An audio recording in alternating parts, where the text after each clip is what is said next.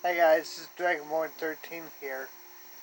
I'm playing the Elder Scrolls by Skyrim on my PC, and I've been into something kind of interesting.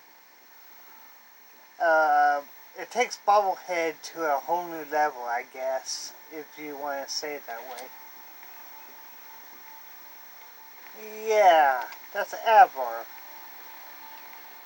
the blacksmith in Riverwood. Why does this always happen to me? I'm always running into these damn glitches. Anyway, um, yeah, I just don't know what to think about this. I've seen some weird ass glitches, and this is one I just haven't ever seen before until now. So I thought, well, hell, I should record it and see what everybody else thinks about it. So subscribe, like, comment.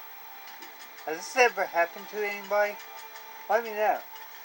And I'll see you when I see you.